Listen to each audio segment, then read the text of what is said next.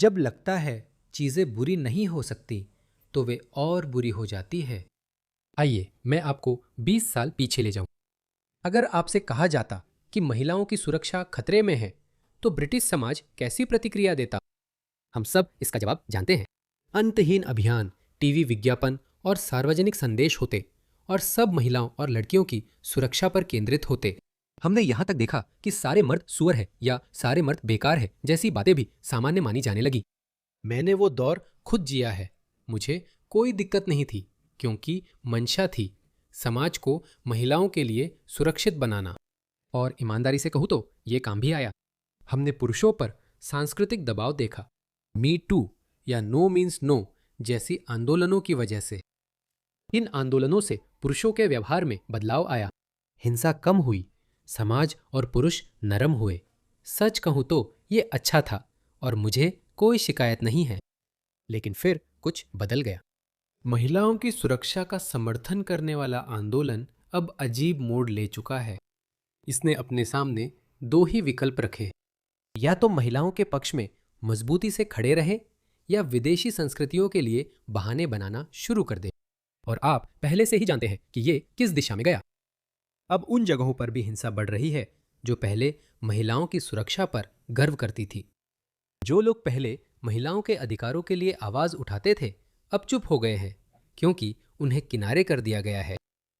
अब वे न तो इसे आवाज देते हैं और न ही उनके पास कोई समाधान है। इस अखबार के कटिंग को देखिए। स्कूल की लड़कियों, प्रवासी बलात्कार अलार्म। डरी हुई स्कूल की लड़कियों को पुलिस ने अलार्म दिए क्योंकि डर था कि पास के प्रवासी होटल से आए शरणार्थी उनका पीछा कर रहे हैं। आप जानते हैं वे प्रवासी होटल जहां वे लोगों को रखते हैं, जहां वे तीसरी दुनिया की कामुक संस्कृतियों से लोगों को लाते हैं। सभी लड़ने की उम्र के युवा पुरुष कामुक, हताश, अकेले और बोर हो चुके होते हैं।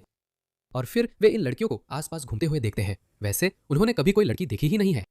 वे जिन इकलौती लड़कियों को देख पाए हैं वे या तो बुर्के में थी या फिर उनकी खुद की परिवार की सदस्य थी। बस यही उन्होंने देखा है। वे खतरनाक रास्तों और इंग्लिश चैनल से गुजरे हैं। अब वो समय है जब उस कठिन यात्रा का इनाम मिलना है। अब वे इलाकों में घूमकर लड़कियों को परेशान करते हैं। हम इसकी उम्मीद नहीं करते थे, समाज भी तैयार नहीं था।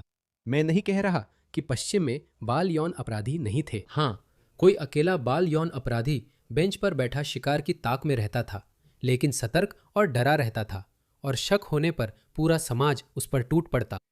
इनके पास कौन जाएगा? ये 5-10 लोगों के गिरोह बना लेते हैं। हर कोई इससे बचना चाहता है।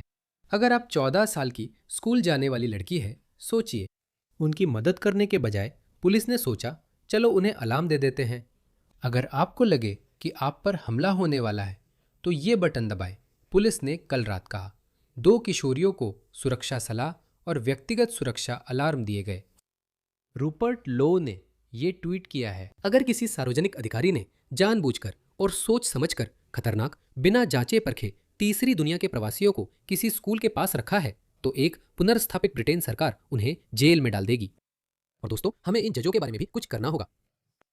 ये जज, क्या तुम जानते हो, अभी मैंने पढ़ा कि उस काले आदमी ने इरीना, जो अमेरिका में यूक्रेनी शरणार्थी थी, को चाकू मारकर मार डाला और कहा मुझे गोरी मिल गई। उस पर मुकदमा नहीं चलेगा क्योंकि उसकी मानसिक जांच हुई है और वह मुकदमे के लिए फिट नहीं है। मैं आपको उसमें से और जानकारी सुनाता हूं।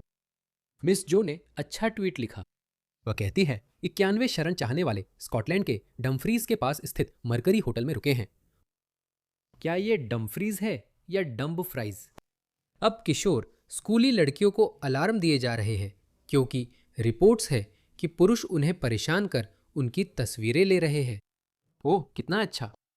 स्थानीय परिषद ने होटल के चारों ओर बफर जोन बनाने की बात की है। आप जानते हैं, तो हम एक बफर जोन बनाएंगे। आप सिर्फ उसी क्षेत्र में घूम सकते हैं लेकिन उससे आगे नहीं आ सकते। हाँ, इसे लागू करने के लिए शुभकामनाएं। उन्हें रिहा क्यों किया जाए? उन्हें ज्यादा भरोसे वाले सभ्य समाजों में क्यों रिहा किया जाए? ठीक है, जब युवा पुरुष निराश और ऊब जाते हैं और उनके पास महिलाओं की संगति नहीं होती तो वे ऐसा करते हैं। अमेरिकी और ब्रिटिश सैनिकों ने भी द्वितीय विश्व युद्ध के दौरान फ्रांस और जर्मनी में यह देखा था, लेकिन रेड आर्मी ने इससे कहीं ज्यादा किया। लेकिन जर्मन और फ्रांसीसी महिलाओं के खिलाफ यौन हमलों के कई मामले थे, खासकर अमेरिकी सेनाओं द्वारा। लेकिन ये लोग, मैं आपको बता रहा हूं, 1943 में फ्रांस गए अमेरिकी सैनिकों से एक सदी पीछे थे। जाने पैट्रिक क्रिस्टीज ने इस पर क्या कहा। मुझे उसके वीडियो पसंद है। मुझे लगता है सरकार ने यह स्पष्ट नहीं किया कि ब्रिटेन में कितने शरण मांगने वाले यौन अपराधी हैं। होम ऑफिस या क्राइम प्रोसिक्यूशन सर्विस उनका रिकॉर्ड नहीं रखती। मैं मदद नहीं कर सकता। हम कैसे देख सकते हैं कि वे किस हद तक जाते हैं, ताकि यह पलटकर उन्हीं पर न आ पड़े? आप ऐसी चीज का रिकॉर्ड क्यों नहीं रखेंगे? क्यों?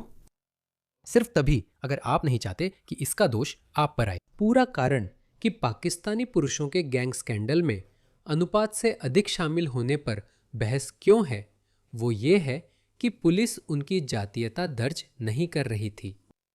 क्यों? आप जातीयता क्यों नहीं दर्ज करेंगे? अमेरिका ने हमेशा ऐसा किया है। पर सोचता हूं, क्या ये जानबूझकर था? ये भी हमेशा से। हम सिर्फ उंगलियों के निशान लेते हैं और चेहरे का विश्लेषण करते हैं। हर अवैध प्रवासी का आगमन पर डीएनए लिया जाए, ताकि अगर कोई यौन हमला करे तो तुरंत पता चल सके। और अगर आप अभी सरकारी वेबसाइट पे जाएं तो आप ये काफी चौंकाने वाला पेज देखेंगे। ये सूचना उन लोगों के लिए है जिन्हें लगता है कि उनके इमिग्रेशन केस में डीएनए टेस्ट की अनुचित मांग का असर पड़ा है।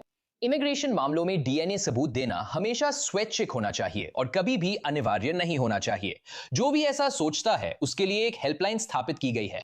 वे उन लोगों के मानवाधिकारों की ज्यादा परवाह क्यों करते हैं जिनके बारे में आप बिल्कुल भी नहीं जानते? आपको नहीं पता कि इस व्यक्ति ने अफगानिस्तान में हत्याओं की एक श्रृंखला की है या नहीं, लेकिन आप अपने ही नागरिकों के मानवाधिकारों, सुरक्षा और भलाई से ज्यादा उसके मानवाधिकारों की चिंता करते हैं। इसका कोई मतलब नहीं बनता। सिर्फ यही बात अपने आप में शर्मनाक है। ऐसा लगता है जैसे वे अपनी ही समाज को बर्बाद करने पर तुले हुए हैं। हम में से कुछ लोग इतने बड़े हैं कि हमें याद है कि यूरोपीय समाज लंबे समय तक आपसी भरोसे वाले, सुंदर, समृद्ध और शांतिपूर्ण समाज थे। 70 के दशक, 80 के दशक और 90 के दशक में वापस जाइए। मैं उस दौर में था ही नहीं, लेकिन कई लोगों ने देखा है और उस समय की फिल्में हमारे पास हैं। पिछले 20 सालों में ही यूके का पतन, ये वाकई असाधारण है।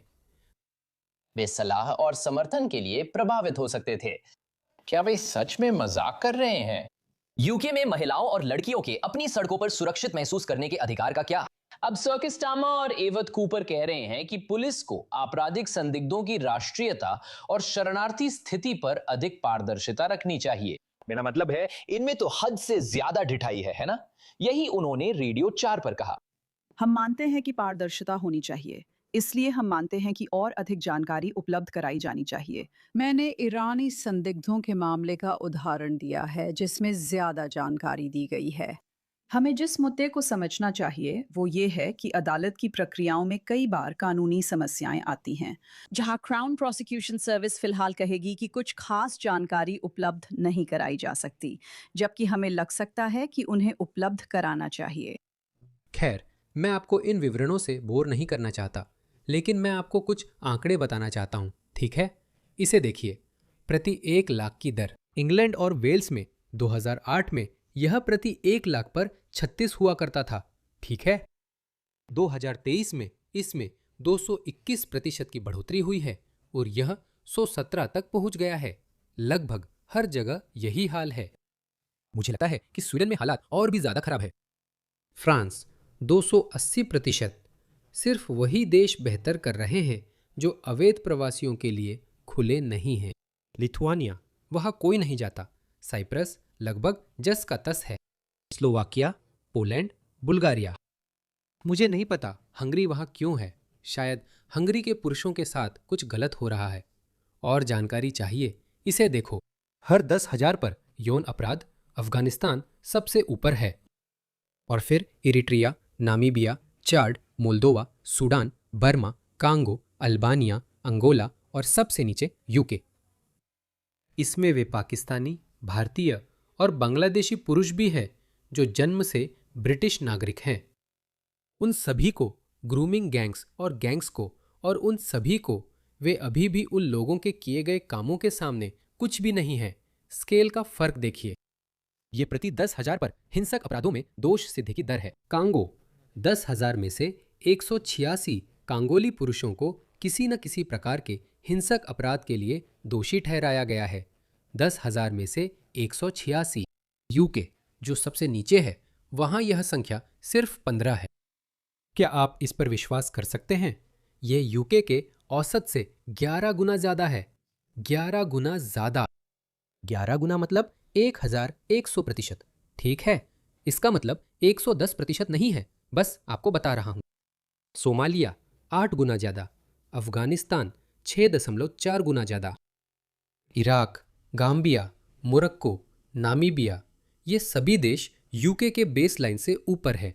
यही बेसलाइन होनी चाहिए। कुछ लोग कहेंगे कि यह ज्यादा है क्योंकि इसमें वे भी हैं जो अब ब्रिटिश माने जाते हैं, हालांकि वे दूसरी संस्कृतियों से हैं।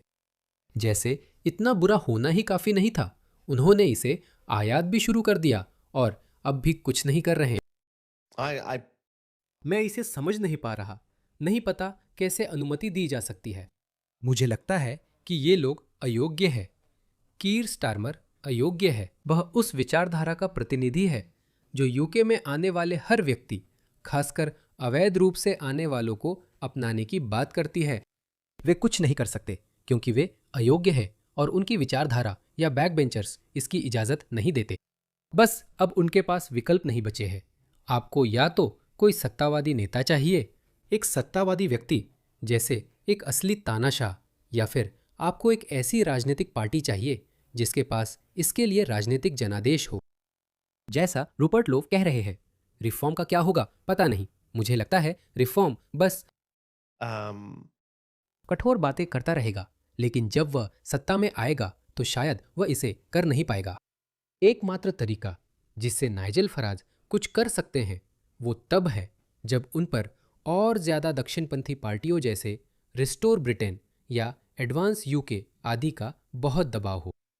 वरना जितनी देर हम इसमें करेंगे उतनी ही ज्यादा जमीन एक मजबूत तानाशाह के लिए उपजाऊ होती जाएगी। ऐसा मत सोचिए कि आप इससे सुरक्षित हैं या ये आपके साथ नहीं हो सकता क्योंकि आप यूके हैं, आधुनिक सभ्यता का जन्मस्थान। ऐसा मत सोचिए क्योंकि आत्मसंरक्षण एक बहुत बहुत मजबूत प्रवृत्ति है। मुझे लगता है कि ये सभी जीवित प्राणियों में सबसे शक्तिशाली प्रवृत्ति है। तो जब लोगों की सुरक्षा, आजीविका और उनकी जिंदगियां खतरे में होती है या उन्हें लगता है कि वो खतरे में है, मुझे फर्क नहीं पड़ता कि आप कितने परिष्कृत हैं, मुझे फर्क नहीं पड़ता कि आप खुद को कितना सभ्य समझते हैं या आप किस विश्वविद्यालय में गए थे। कहावत है, अराजकता बस 3 वक्त के खाने की दूरी पर है। तो जब हालात खराब हो जाते हैं तो हम सभी बहुत भयानक चीजें करने में सक्षम हैं। इसीलिए हमारे समाज को नियंत्रण में रखना जरूरी है। कानून का पालन करते रहें, कुछ न कुछ व्यवस्था बनाए रखें। लेकिन ऐसा लगता है कि सब कुछ बिखर रहा है क्योंकि हमारे नेता अयोग्य हैं और उनकी विचारधारा आज के समय में लगभग खत्म हो चुकी है। हम एक ऐसे समाज की ओर बढ़ रहे हैं जिसमें दया कम होगी, जो और भी ज्यादा क्रूर होगा क्योंकि अब हमारे पास आरामदायक जीवन की सुविधा नहीं रही। लड़कियों को परेशान किया जा रहा है, उन पर हमला हो रहा है, मर्दों पर चाकू से हमला हो रहा है और इसमें एक साफ विलन है। आपको क्या लगता है ये वैसे नहीं होगा जैसा आप सोच रहे हैं?